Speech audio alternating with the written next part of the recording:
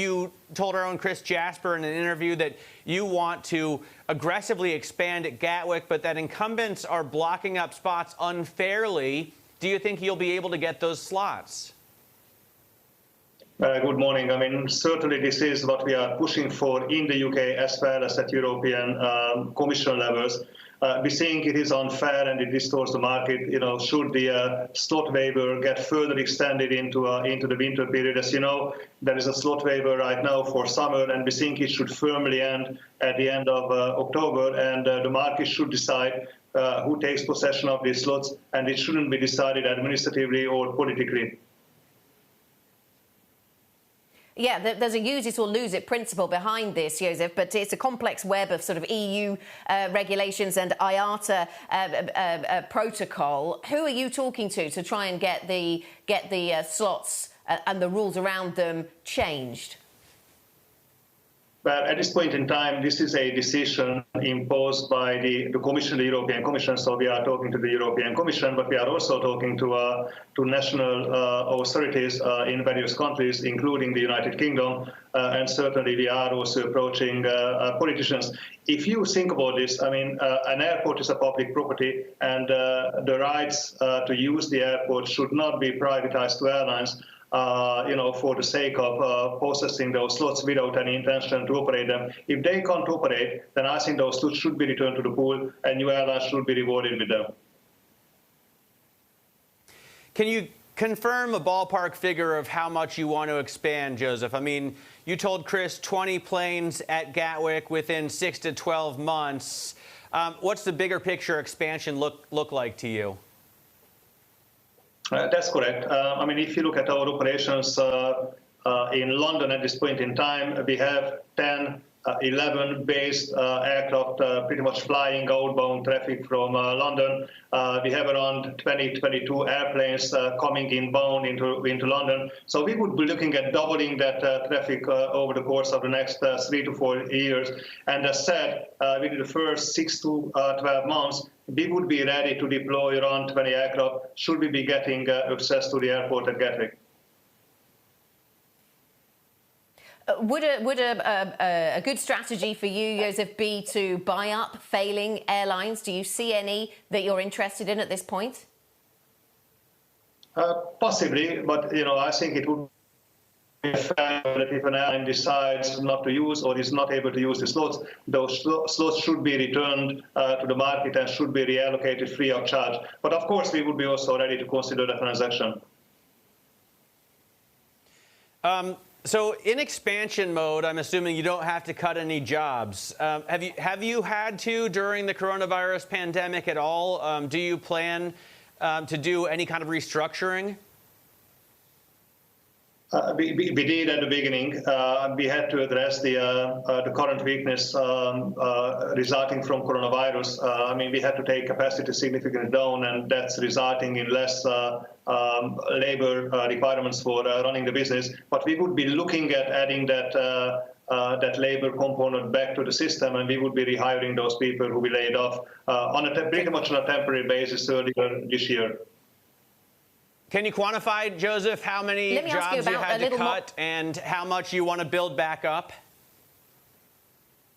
Yeah, so on a total company basis, we laid off around 1,000 individuals, pretty much none in the UK. I mean, the UK remained totally intact during coronavirus times, and we are running at full capacity in the UK as we speak. But on a total company basis, around 1,000 people, and we would be looking at rehiring these people going into the beginning of next year. So in the next 5 to 6 months, we should be in rehiring and recruitment mode.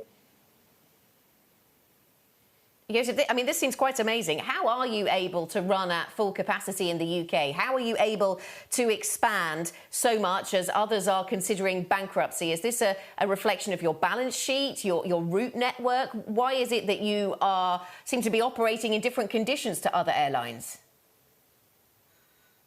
Well, first of all, I think we are not immune from the current crisis. Our business is affected by the pandemic, but mostly by the measures imposed by governments, making travel quite unpredictable due to all these restrictions coming and going. But at the same time, we have maintained our views on the future, and we are also looking at how to cut through the jungle and how the market will work out for us post-pandemic. And it's not only that we are saving and cutting and moving capacity around short term, but we are certainly looking at the long term, and we are investing into new market opportunities. The UK in particular has been very strong for Wizz Air.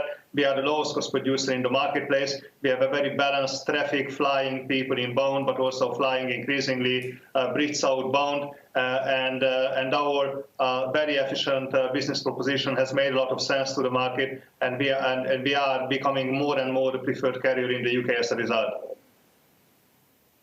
When you see competitors bailed out or allowed to restructure, I'm looking at the Virgin story today. Do you think this market is running with an amount of competitive fairness that makes it a level playing field, Jozsef?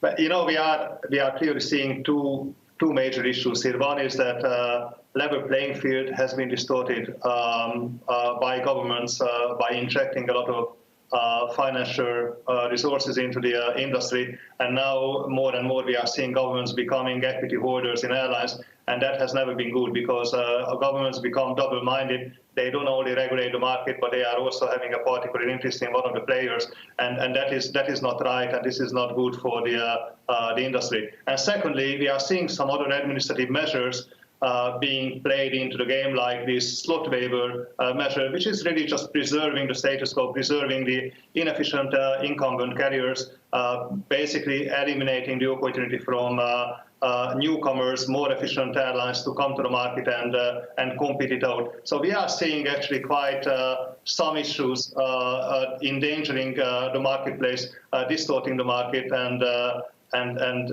putting pressure on the level playing field here.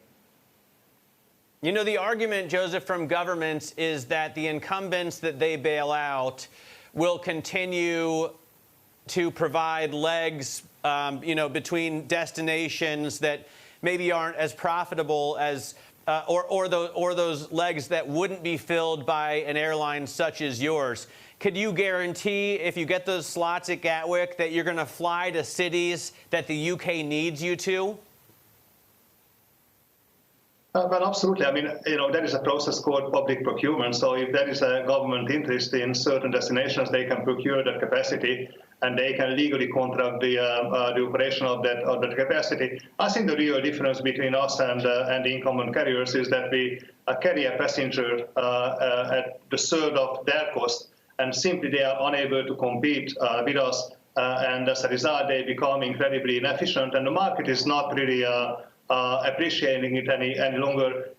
Especially shorter flying has become a commodity, and people just want to go. They want to have a hassle-free experience, and they don't want to be ripped off. And there are ways for governments to make sure that the country's interests or their political interests are fulfilled by procuring on a public basis. And we could be one of the contenders. As a matter of fact, we are doing it in Hungary.